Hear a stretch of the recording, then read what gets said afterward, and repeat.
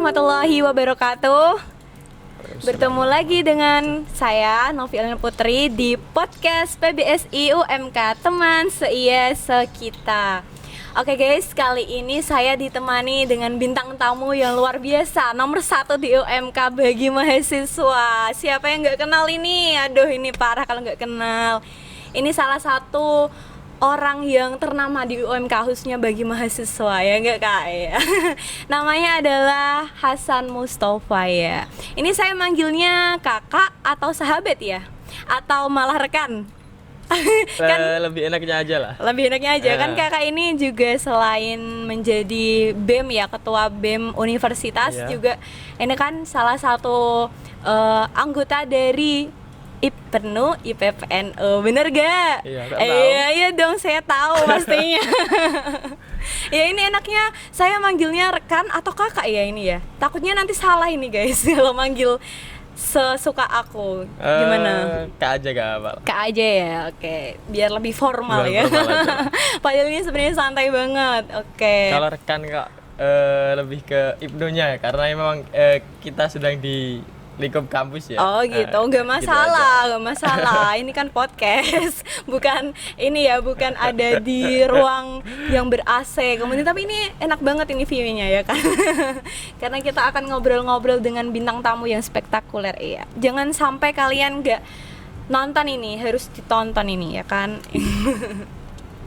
Nah kakak ini adalah salah satu orang yang benar-benar ini ya terpercaya juga ya kan, ini ya apa namanya menjadi ketua BEM universitas ya nggak sih? Ya alhamdulillah sih bisa dipercaya sama teman-teman dan juga sama pihak jajaran juga. Oke, sudah berapa lamakah kakak ini menjabat sebagai ketua BEM universitas? Untuk menjabat sebagai ketua BEM aslinya pada saat ini saya sudah lengser ya karena memang pada bulan Mei ada perpanjangan periode, jadi saya menjadi ketua BEM ini hampir 1,5 tahun ini. Oh cukup lama ya cukup Kak. lama, ya. Iya lama guys, termasuk karena ini di era pandemi juga ya. Oh gitu. Apakah sudah banyak hal yang kakak lakukan untuk BEM, untuk khususnya untuk UMK? Sedikit banyak sudah saya perjuangkan dan juga sudah ada hasilnya, walaupun ya memang kadang ada miskomunikasi dan juga ada konflik-konflik lah sama teman dan juga sama pihak jajaran juga pasti ada itu. Tetapi kami sangat berusaha selalu berusaha untuk memajukan UMK ini. Begitu. Itu ya, itu tadi untuk memajukan UMK. Nah, halnya itu apa aja Kak? Sebenarnya yang udah dilakukan itu apa aja gitu? Bisa diklarifikasi, oke? Iya ya. Iya. Pada saat saya setelah dilantik, nah setelah itu kan langsung ada penerjunan KKN ya pada tahun 2019. Nah, pada saat itu untuk yang Pati sama Rembang aman, tetapi untuk yang di Kabupaten Grobogan pada saat itu karena memang dari sana ternyata udah diisi sama universitas lain, jadi di UMK sendiri belum mendapatkan desa yang tepat pada tanggal itu. Jadi dari LPM sendiri dulunya memang mau mengundur sekitar 3 mingguan. Nah karena memang KKN di UMK ini hanya 1 bulan, kalau diundur 3 minggu, jadi kan yang Pati sama Rembang udah hampir selesai, yang dari Grobogan baru mulai. Nah jadinya dari kita inisiatif BEM sendiri kita berdiskusi dengan pihak LPM dan juga dulunya kita mengumpulkan massa yang dari Grobogan. Kita menyuarakan satu suara bahwasanya kita tidak setuju kalau untuk yang Grobogan itu diterjunkan setelah 3 minggu dari kabupaten yang lainnya. Nah, jadi kita meminta bagaimana caranya, yang terpenting KKN-nya kita penerjunannya sama begitu. Walaupun ya untuk lokasinya diganti gak masalah, tetapi terkait waktu itu harus sama begitu. Dan alhamdulillah pada saat itu kita di ACC dan ada kemoloran 1 minggu doang sih. Jadinya dari kita nggak terlalu memasalahkan itu, dan juga dari yang dari gerobokan juga tidak memasalahkan, jadinya ya alhamdulillah bisa terselesaikan untuk yang KKN. Setelah itu kita lanjut ke Sapa Maba ya. Oke, sama Maba Ya, yang 2000 yang Sapa Maba 2019. 19 angkatan saya ini. Ya. Gimana Jadi Kak? pada saat itu kita selaku BEM kita mempunyai inisiatif, kita membuat gebrakan bahwasanya ya apa yang bisa diambil dari mahasiswa pada Sapa Maba tahun ini. Oh begitu. iya, 2009 kemarin ya. Ya, jadi kita memikirkan itu, kita memanfaatkan apa yang ada pada saat ini yang sekiranya tidak membutuhkan banyak kebutuhan lah. Jadi kita manfaatkan karena memang semua mahasiswa pasti mempunyai gadget ya. Jadi kita memanfaatkan itu dengan cara kita mendownload salah satu virtual musik. Nah, di situ kita Oke. menyanyikan lagu kebangsaan dengan virtual itu tadi, dan diikuti dengan 2.600 kalau nggak salah kemarin. 2.600 mahasiswa. 2.600 mahasiswa. Oke. Dan itu dicatat oleh rekor Leprit dunia. Dan katanya memang ini baru pertama kali. Katanya siapa ini? Katanya dari pihak Leprit. Oh, dari Leprit iya. nih. Kita Kemudian? pertama kali kita yang mencetuskan untuk tema kali ini begitu. Oh, gitu. Iya, berarti selain KKN sama Maba terus apa lagi dong? Kan BEM ini sangat potensinya itu sebenarnya besar banget. Sangat besar. Iya kan, apalagi di ini area kampus UMK ya kan. Nah, apa saja selain KKN sama Maba yang sekiranya pernah dibuat apa ya, salah satu hal yang spektakuler dari BEM ini sendiri? Terus setelah itu kemarin ya yang audiensi bersama pihak jajaran rektorat yang terkait masa pandemi. Oh, masa pandemi. Iya. Iya. Jadi banyak beberapa mahasiswa yang bertanya kepada kita, kelanjutan kuliah pada saat pandemi itu nanti bagaimana? Terus cashback, UKT dan sebagainya itu bagaimana? Nah, akhirnya kita melaksanakan audiensi itu. Awalnya sih memang kita agak sulit untuk mengadakan itu, tapi kita bersusah payah itu dengan cara ya sebagaimana lah caranya. Akhirnya kita bisa melaksanakan audiensi itu, dan akhirnya bisa goal ya, bisa goal untuk yang uang semester bisa ada cashback 500.000 itu. Oh iya, Nah, iya. Tetapi untuk yang lain masih ada kerancuan, tapi untuk yang akademik untuk yang 1 semester ini udah ada kelanjutan ya, biasanya 30% dibikin offline dan 70% dibikin online begitu. Oke, tadi ada kata lainnya ini yang apa ya? Lain terkait KKN karena kan memang ini baru penerjuan juga ya. Oh iya, Nah, baru ada jawaban H-2 minggu kali ini ya untuk yang KKN. Terus untuk yang KKL sampai saat ini belum terjawab. Terus untuk yang PKL atau PLP ya, untuk bagi yang FKIP, nah itu saat ini juga belum terjawab oleh pihak jajaran karena memang itu tergantung dari kaprodinya masing-masing begitu. Oh, berarti itu ya baru yang itu tadi yang baru disebutkan. itu yang... Oke.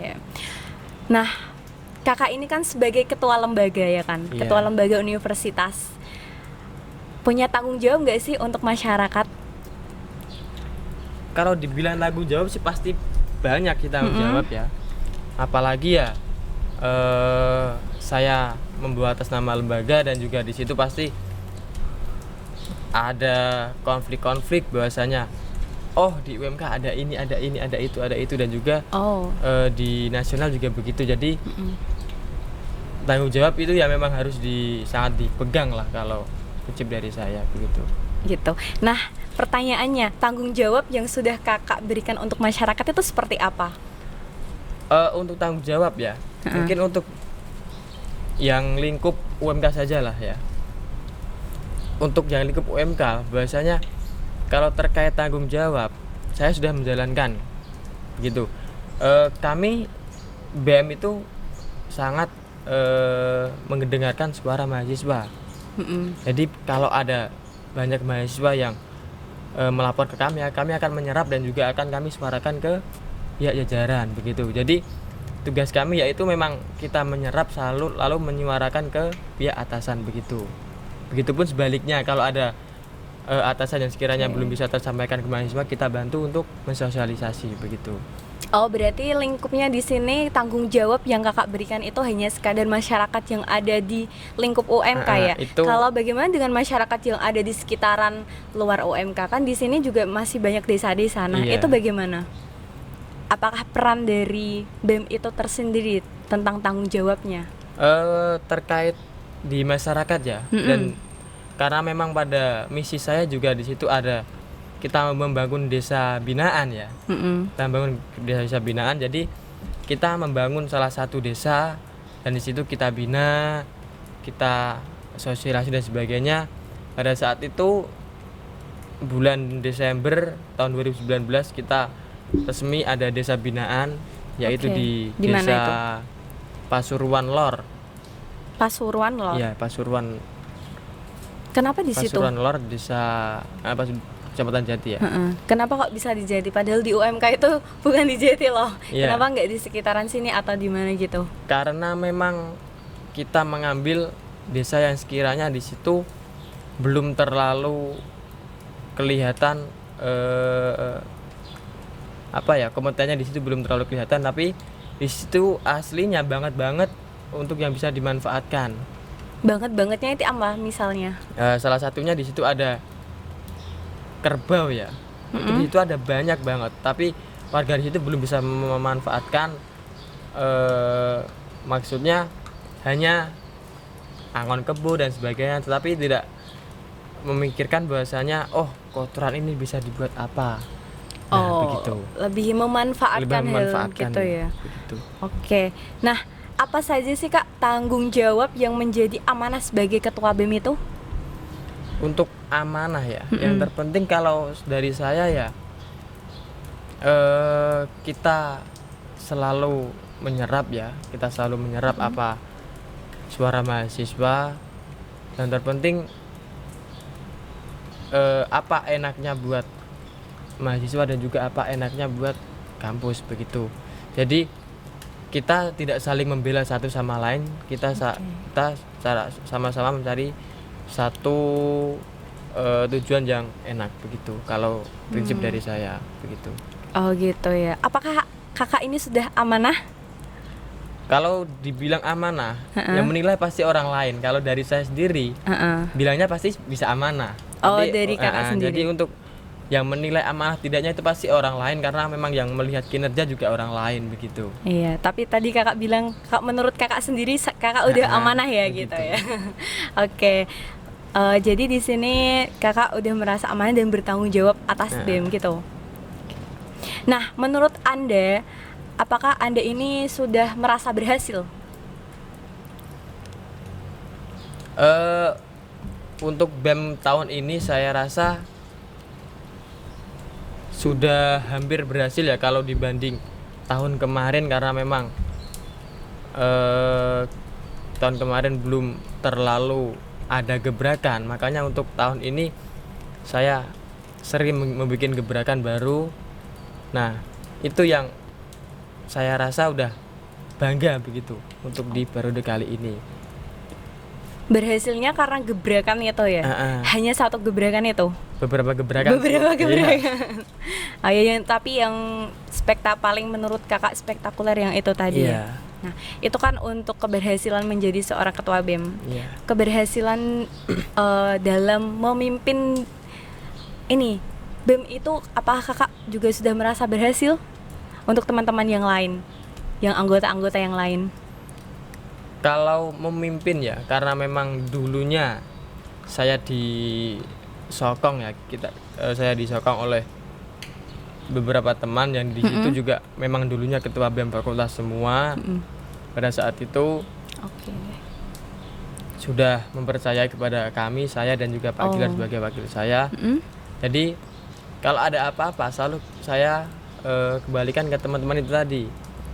Dulu kamunya yang mengusung kita, jadi kamu harus membantu kita begitu. Oh, berarti ini ada saling membantu gitu Iya, ya? Bukan karena- kakak sendiri yang membuat apa ya? Saya ingin maju gitu bukan ya berarti? Ya kalau itu sih sedikit banyak tetap ada, tapi pada saat itu juga memang paling besar dukungan dari teman-teman itu tadi. Berarti masih tetap itu ya dari Iya. kamu tadi Iya. temannya ya? Oke, gitu ya. Aku mau tanya lagi nih kak, Apa nih? apakah kakak ini aktivis?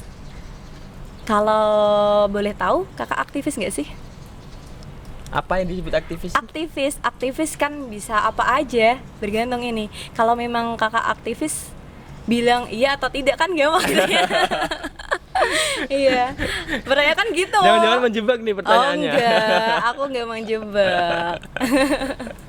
Serius ini aku tanya, soalnya aku kepo dari Iya, tadi iya, tuh. Ini iya, kan iya. termasuk orang paling istimewa lah buat mahasiswa ya. Siapa sih nggak tahu? Ya ini kakak aktivis gak sih? Iya, iya. Aktivis ya? Aktivis, ya. Oke guys, aktivis. Apa sih kak yang membuktikan kalau kakak ini aktivis? Aktivis yaitu salah satu pelaku ya. Kalau disebut aktivis, setahu saya itu pelaku organisasi kalau setahu saya yang ada di lingkup kampus. Setahu saya itu. Nah, jadi tugas-tugas dan juga wewenang itu tergantung dari organisasi yang diikuti begitu. Bahwasanya kalau mereka ikutnya di UKM, ya udah mereka merujuknya hanya di hobi-hobi saja begitu. Tapi kalau lingkup kita kan ini di BEM, jadi lingkup kita itu sangat meluas, bukan hanya di hobi, tetapi kita berbicara terkait demokrasi dan sebagainya. Jadi kita memang banyak banget sih kalau dibilang PR ya, PR bagi kita yaitu memang demokrasi yang ada di UMK itu bagaimana, demokrasi yang ada di nasional itu bagaimana. Jadi emang kita harus bisa tahu semua sih begitu. Begitu ya. Ya, Terus selanjutnya kalau kakak ini bilang kalau kakak ini kan aktivis ya. iya. Nah, apa sih kak yang membuktikan kalau kakak itu aktivis dan bisa diketahui banyak orang? Soalnya nih kak, kemarin aku tuh kepo banget ya Iya. kak. Karena wah ini sama orang luar biasa nih dari UMK khususnya mahasiswa kan. Apalagi dulu aku pas belum kuliah kan juga, wih pasti anak BEM keren-keren dong. Iya. Nah akhirnya aku kepoin tuh IG-nya BEM Univ ya kan. Tapi di situ kok ini kan lagi marak-maraknya tentang RUU ya, RUU Cipta Kerja itu loh kak, ya kan. Nah aku pas kepo banget tuh sama BEM Univ, aku sengaja tuh search kan Iya. BEM Univ itu, tapi kok di situ nggak ada apa ya kejelasan atau yang sekiranya membuat gebrakan tentang ini antara setuju atau tidak mengenai RUU ya kak, gitu. Kenapa ya itu bisa diklarifikasi dong? Jadi Ya kadang tadi aktivis Iya, iya, gitu iya, kan, iya, nah iya. itu bisa dong. jadi emang pastinya setiap organisasi mempunyai tujuan masing-masing ya. Oke. Nah, jadi kita tidak langsung membuat gebrakan di Instagram ya. Jadi memang kita lebih ke pengkajian terlebih dahulu bersama anak-anak organisasi begitu. Jadi kalau kita langsung ke apa ya Instagram dan sebagainya, takut kita juga banyak kesalahpahaman karena kita mengambil apa ya mengambil dari yang dulu, yang pada saat undang-undang apa dulu RUU KPK ya. Nah, Iya yang KPK dulu ya yang yang masih. KPK. Jadi kita mengambil dari situ bahasanya pelajaran yang bisa kita ambil apa, makanya dari kita pun juga belum bisa membuat gebrakan pada kali ini begitu. Oh gitu ya. Karena memang dulu kami pun juga sangat terpukul dan juga sangat malu lah, karena memang pada saat dulu kita sudah berjuang banget, tapi dari sebagian masyarakat di UMK dan juga beberapa ada yang tidak setuju, ya udahlah. Karena kalau kami maju sendirian pun juga kita tidak bisa langsung goal, jadi ya udahlah gitu. Gitu ya. Tapi kan gini Kak, misalnya nih ya, dari Kakak itu mempunyai beberapa teman anggota Bener. organisasi tadi ya yang disuruh untuk mengkaji. Nah, ini mahasiswanya itu siapa gitu dan dari mana saja? Bisa dijelaskan juga dong. Untuk organisasi yang kita ajak diskusi yaitu dari ketua-ketua BEM fakultas pada saat itu. Jadi memang kita lebih dekatnya itu memang di ketua BEM fakultas di lingkup UMK. Ada teknik, FKIP, ekonomi dan sebagainya begitu. Oh, berarti hanya sekadar yang masih ini ya, setara dengan Kakak sendiri ya, masih tentang BEM. Kenapa kok enggak sampai ke ini ilmuwan ataupun sampai dosen ke hukum dan lain sebagainya? Minimal kan ada anak hukum gitulah ya. Apa hanya sekadar sampai ini aja, BEM aja?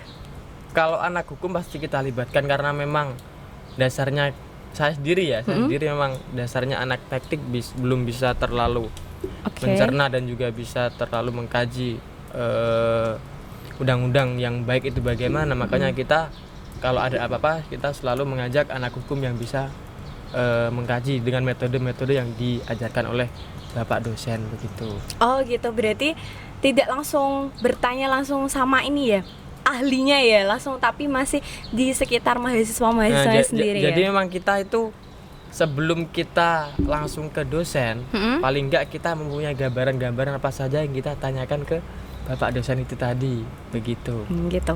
Nah, kan udah punya gambaran, apakah dari BEM langsung mendatangi atau meminta kejelasan bagaimana pengkajian kita, klarifikasi dengan dosen nggak? Saat ini belum, saat ini masih proses, ya kan. Dan untuk rencana ya memang ada usulan terkait kajian kali ini kita bikin semacam online bersama teman-teman mahasiswa semua begitu, dengan kita meminta untuk narasumber dari yang ahli, misal dari Pak Barkah atau siapa nanti yang bisa mengisi di untuk mengkaji undang-undang tersebut begitu. Oke. Nah, ini pertanyaan saya gini lagi Kak, kenapa kok baru mau dikaji padahal kemarin udah banyak loh yang turun jalan, ya nggak sih? Iya. Ya itu kenapa? Jujur saja untuk turun ke jalan ya, untuk lingkup UMK, karena memang ya kalau berbicara terkait turun ke jalan pasti menyuarakan semua mahasiswa, kita satu setara mahasiswa, tetapi saya sendiri memikirkan dua hal. Apa itu? Yang pertama memang itu tadi suara mahasiswa, tapi yang satunya itu pasti banyak sekali yang ditunggangi oleh kita begitu. Jadi memang bukan kok saya tidak mau turun ke jalan, bukan, tapi saya memikirkan bahwasanya UMK ke depannya begitu. Kalau semisal saya turun ke jalan, pasti untuk tahun-tahun berikutnya untuk yang menunggangi ke kita itu pasti sangat gampang begitu. Makanya saya selalu mensekat bahwasanya ya itu tadi, jangan sampai kita ditunggangi oleh pihak-pihak yang tidak diketahui begitu. Oh gitu. Tapi kan kalau untuk melihat nih Kak, Kakak ini katanya tadi seorang aktivis, ya kan? Iya. Tapi kebanyakan orang tahu nggak sih kalau Kakak ini aktivis? Mungkin ya ya udah, kita kembali lagi berbicara ke UMK lagi ya. Oh iya, ya. UMK lagi nih. Gimana? Jadi yang tak rasa dari mulai semester 1 sampai sekarang ini, minat mahasiswa terkait organisasi itu di bawah 50%. Iya, Kakak bisa mendapatkan angka di bawah 50% itu dari kajian yang mana ini? Dari 50%.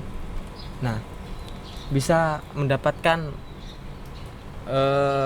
nilai itu karena kita mengambil jumlah mahasiswa yang masuk sama jumlah mahasiswa yang ikut di organisasi. Oh, berarti Kakak belum melakukan observasi langsung dong, ngomong ke mereka yang tidak ikut tadi? Belum sampai? Sudah. Yakin? Sudah. Iya, beneran. Iya. Sampai 1000 misalnya di angkatan saya itu ada sampai 2000, berarti Kakak udah melihat semuanya? Ya enggak, mengkaji? Ya enggak semuanya. Berarti kan sebagian sih. Sebagian. Gitu. Tetapi ya emang itu tadi, minat mahasiswa yang di UMK untuk di organisasi itu di bawah 50%. Oh, begitu ya. Jadi dari kita pun sebagai mahasiswa juga masih kepontal begitu. Oh, oke. Kok yang tidak ikut organisasi, yang udah ikut organisasi saja kadang ada yang tidak aktif dan sebagainya begitu iya. ya. Gitu ya. Pasti itu ada lah. Pasti ada. Pasti dimanapun itu. Dimanapun pasti ada itu. Oke. Gitu ya, Kak. Tapi kan mungkin dari yang Kakak omongkan tadi ya, Iya. menurut saya sendiri, kemarin kan sempat kepo juga sih sama kayak ini, apa sih, Instagram Kakak ya. Iya. Nah itu kan bisa juga Kakak menyuarakannya dari Instagram kayak gitu. Untuk Instagram pribadi Kakak loh ya, bukan yang BEM. Kan Iya, kemarin iya. kan kalau BEM kan itu udah diklarifikasi Kakak ya, karena memang belum sampai pengkajian yang dalam, apalagi sampai ke ilmuwan ya, Iya, iya. gitu. Nah dari Kakak sendiri, kenapa kok nggak pengen mencoba untuk menyuarakan dari mulai ini Instagram ataupun Twitter dan lain sebagainya gitu? Kalau saya untuk menyuarakan sih lebih seneng di WA ya, story WA, karena memang kalau untuk Instagram follower dan sebagainya itu kurang. Jadi untuk nanti lanjut ke diskusinya itu lebih banyak di WA begitu. Jadi kalau ada apa-apa saya malah sering di WA karena memang banyak orang-orang yang bisa diajak diskusi itu di kontak WA begitu. Nah, kalau hanya di kontak WA itu kan tidak menunjukkan kalau Kakak ini sebenarnya sedang melakukan ini demonstrasi ya kan. Nah, kalau di WA itu kan hanya sekadar pribadi dan itu Pribadi. bisa hilang, Kak. Kalau di Instagram masyarakat banyak ataupun masyarakat di luar UMK kan pasti bisa melihat, oh ini dia ada gebrakan karena dia adalah BEM universitas. Kenapa Kakak tidak seperti itu? Kenapa hanya menyuarakan di WhatsApp? Padahal saya sendiri loh Kak, sebelum kenal kan nggak punya kontak Kakak. Bagaimana saya tahu kalau Kakak itu menyuarakannya? Nah kan nggak tahu kan, apalagi mahasiswa-mahasiswa yang tidak mempunyai kontak Kakak. Paling kan yang mempunyai kan hanya sebagian saja gitu kan. Itu kenapa Kak? Jadi memang prinsip saya ya kembali ke prinsip sih kalau itu sih. Prinsip Karena memang prinsip saya tidak terlalu suka di apa ya, medsos ya. Jadi memang saya sendiri pun juga tidak terlalu memainkan apa-apa sekiranya berita hangat langsung ke medsos begitu. Jadi memang kalau saya sendiri lebih suka langsung terjun ke teman-teman ataupun ya memang itu tadi ke kontak yang sekiranya sudah saya ketahui begitu.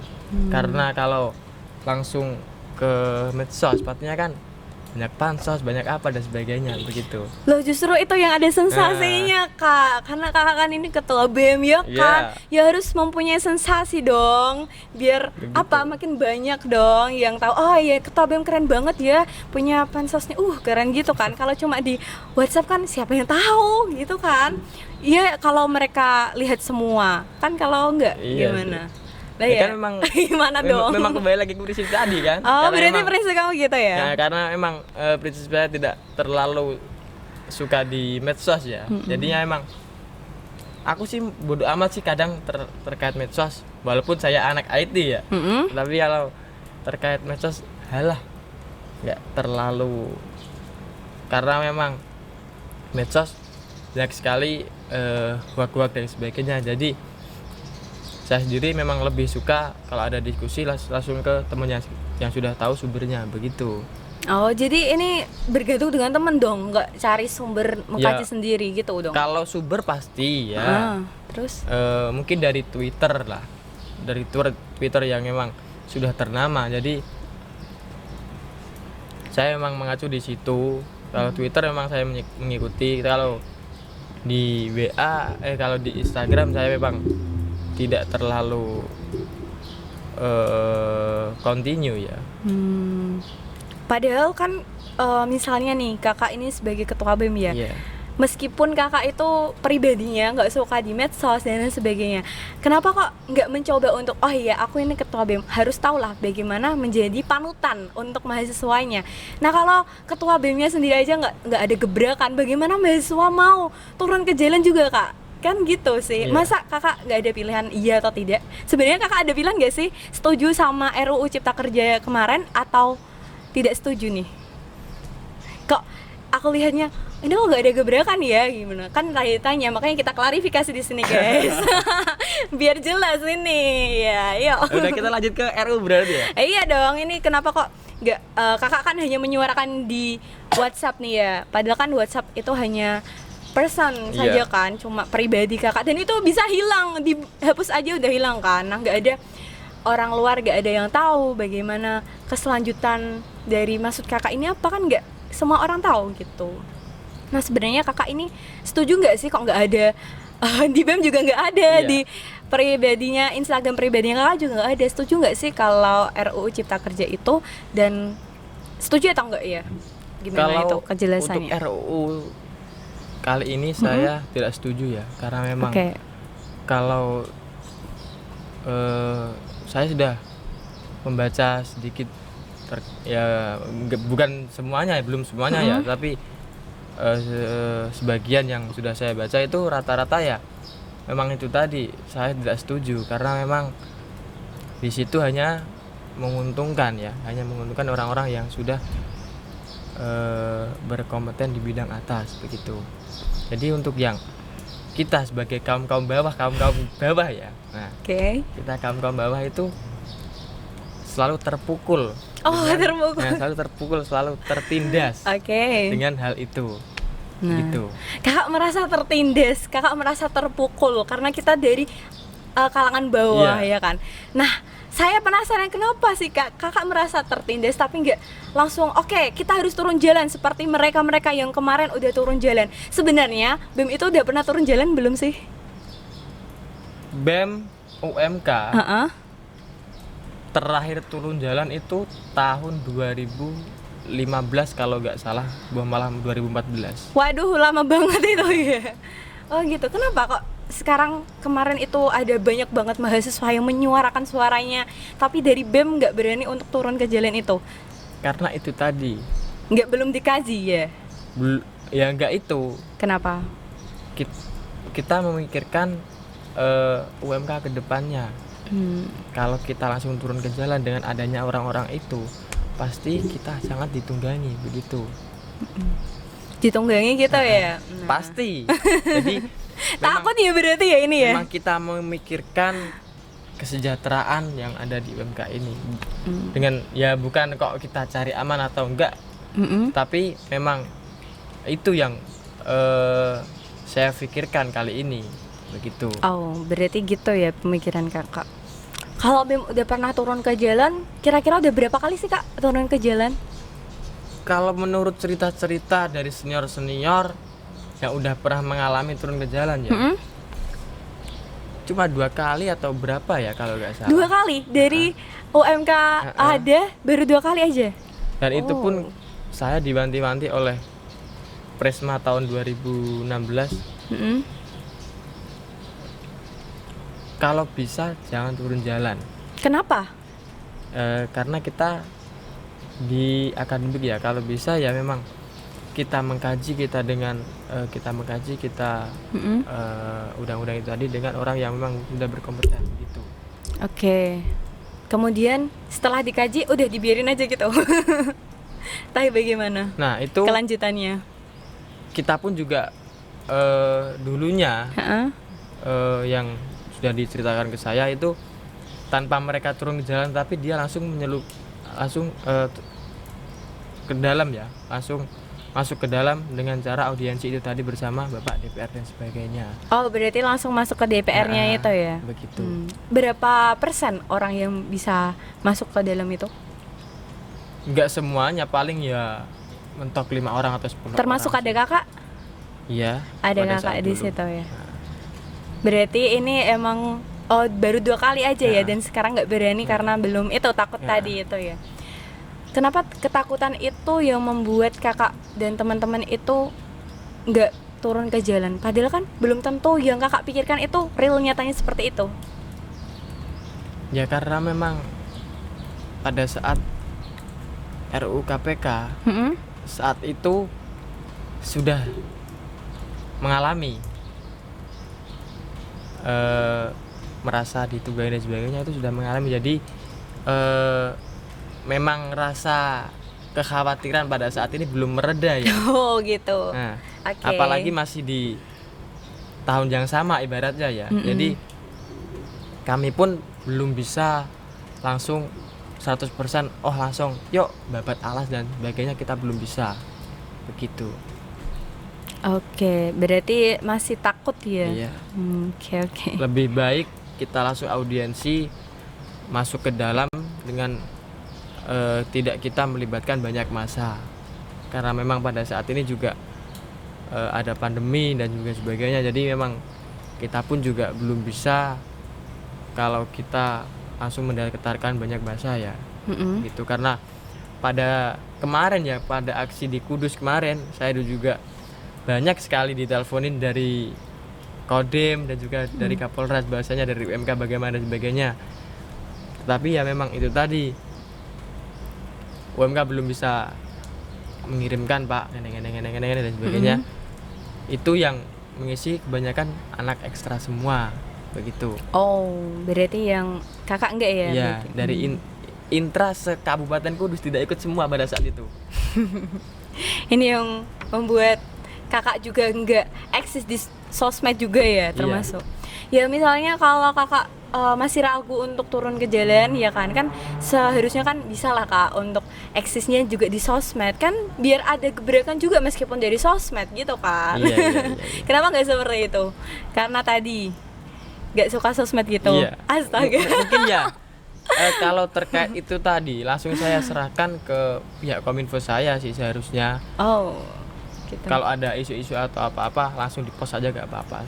Ya, tapi Saya selalu berpesan begitu kepada Kominfo saya. Mungkin ya karena memang Kominfo saya sudah rata-rata semester atas semua ya mungkin gitu. Nah jadi kami pun juga sangat menyayangkan sekali sih aslinya terkait untuk sosmed yang kami punya itu tadi. Oke. Iya, terkait dengan RUU Cipta Kerja nih Kak. Kakak udah baca draft-nya semua? Belum, karena memang ya ada 1035 halaman ya. Banyak banget pokoknya. Jadi kalau saya langsung mengkaji semua dan juga saya membaca semua pasti beberapa hari tuh. Ya nggak masalah, kakak kan ketua BEM, siapa tahu memang harus pansos banget Baca Al-Quran yang seriusnya. sedikit itu aja udah. Oh gitu ya, oh my god. Aduh ini kakak ini. Nah, kalau sebagai pendapat kakak sebagai ketua BEM itu sendiri, bagaimana menurut kakak tentang RUU Cipta Kerja? Ini sebagai kakak sendiri, menurut kakak sendiri. Tadi kan katanya udah ngaji saya. Gimana? Jadi kalau dari saya pribadi ya, karena memang tadi yang kita kan saya pribadi, kalau semisal ini disahkan dan kalau semisal ini disahkan pasti nanti terjadi demo besar-besaran, pasti itu. Karena memang rata-rata di Indonesia ini banyak buruhnya ya, banyak buruhnya yang ada di beberapa perusahaan. Jadi kalau semisal ini nanti disahkan pasti banyak demo besar-besaran begitu, karena memang undang-undang saat ini itu sangat menyengsarakan buruh begitu dan menguntungkan perusahaan. Nah itu untuk di bidang buruh. Terus untuk yang selanjutnya, apakah pelaku UMKM dan sebagainya terkena imbasnya? Itu pasti juga nantinya, bukan hanya di buruh, tapi di UMKM wira swasta pasti terkena imbasnya. Karena ya itu tadi, untuk wira swasta rata-rata yang beli pun juga buruh. Kalau buruh terkena imbas, ntar yang beli di wira swasta itu tadi siapa, kan begitu. Pasti juga nggak ada. Jadi memang antara buruh dan sebagainya itu nanti pasti ada kerjasama dan yang bagus sih begitu. Oke, berarti kan ini dari kakak sendiri pribadi ya. Untuk kakak sendiri, bagaimana sih cara kakak mengkaji dari draft yang begitu banyak sekali sampai akhirnya kakak memiliki kesimpulan untuk menolak? Nah itu, bagaimana cara kakaknya mengkaji? Kami mengkaji dengan mencatat poin-poin ya yang sudah ada di undang-undang itu tadi, dengan beberapa poin ada di poin 1 sampai berapa itu Mm-mm. kami mencatat poin-poin itu dan rata-rata emang jawabannya yang atau kesimpulan yang bisa kita ambil yaitu tadi belum bisa menerima begitu.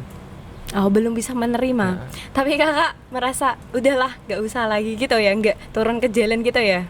Iya, tapi ya itu tadi dengan cara kita langsung masuk ke dalam itu tadi. Langsung masuk ke Gitu, dalam Mbak. dengan 5 orang aja Nah. tadi. Apakah itu sudah bisa mewakili kalau BEM Universitas juga punya gebrakan di sini? Pasti bisa mewakili lah. Alasannya? Karena memang ya nggak kebanyakan semua Heeh. mahasiswa tuntutannya Oke. juga pasti sama itu. Sama yang seperti apa ini? Yang kita ajukan pasti Oh, sama yang itu. gitu. Heeh. Apa aja sih yang kakak ajukan? Boleh dikasih tahu dong. Ini kira-kira. Jangan. Nggak perlu sekarang. Gak perlu sekarang. Nggak Kapan ini? Lanjutan ini. Jadi ya itu tadi pasti Oke. karena memang semua mahasiswa tuntutannya sama dengan kami, yaitu kita ajukan begitu. Ah, gitu ya.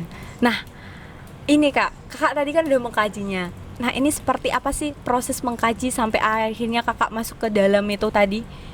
Adakah pihak-pihak yang menurut kakak itu dapat dipercaya atau bagaimana?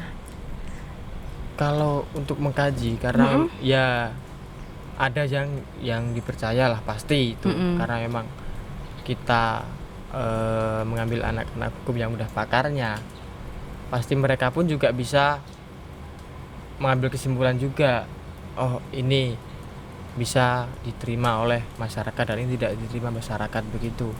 Jadi kita ya hanya mengandalkan lah dengan anak-anak hukum itu tadi, karena kalau hanya kita pasti pun tidak jurusan kita sebagai untuk mengkaji di bagian undang-undang begitu. Oke. Secara substansi sebenarnya apa sih yang ditolak dari anak-anak BEM itu? Dari poin-poin draftnya tadi itu RUU. Poin-poin rata-rata ya terhadap buruh itu tadi ya, yang terkait ada dibayar per jam dan per jam itu tadi, terus ada yang keluar dari perusahaan nggak dapat pesangon, terus ada yang apa itu buruh nggak dapat apa ya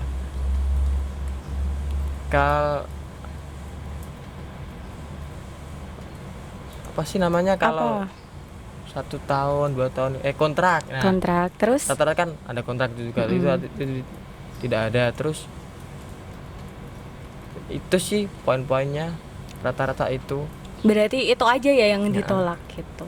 Berarti nggak apa ya namanya?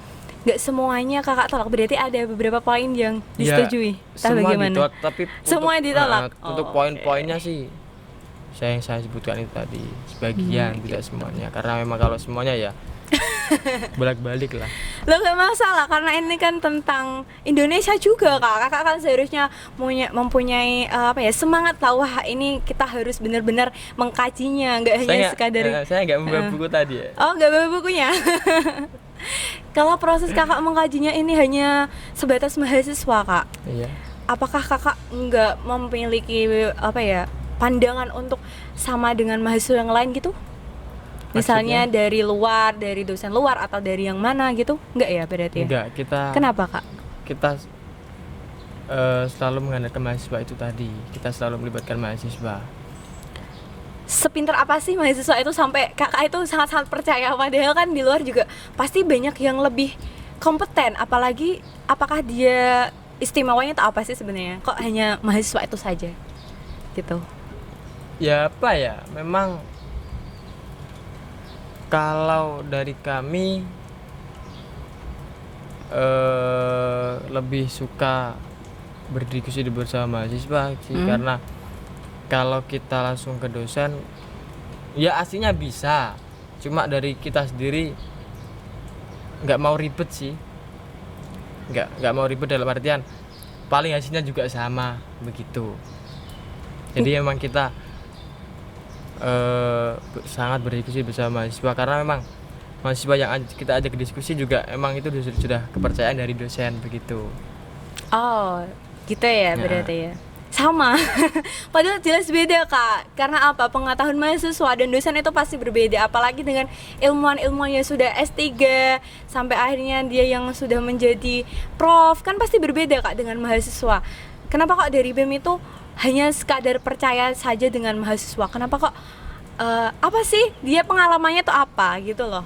Pasti mahasiswa dan dosen pasti akan lebih apa ya, lebih bagus lagi kalau memang ada ahli juga, Kak, di situ. Kenapa kok hanya sekedar mahasiswa? Nah itu sampai kan nggak ada turun ke jalan juga ya kan, karena mungkin pengajiannya Kakak hanya di mahasiswa tadi itu, Iya. nggak ada kejelasan lanjutan, ya nggak sih? Iya. Oh iya benar guys. Berarti ini ya karena nggak sampai dosen gitu. Karena memang Oke. pengajian kami hanya di setara mahasiswa, jadi kekhawatiran kami dan juga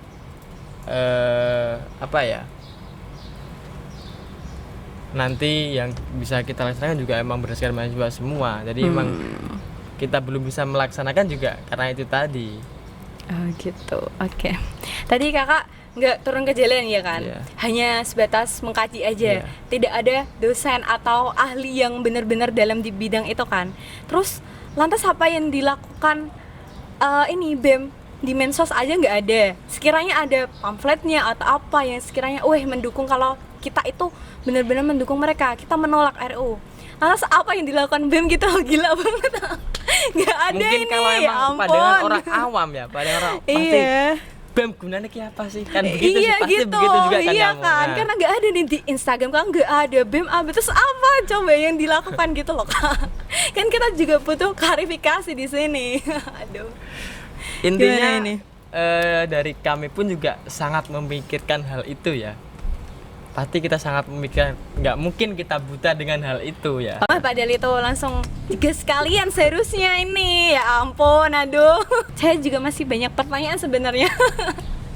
Ini semua gila banget ya ampun. Makin gila serius, astaga ya Allah.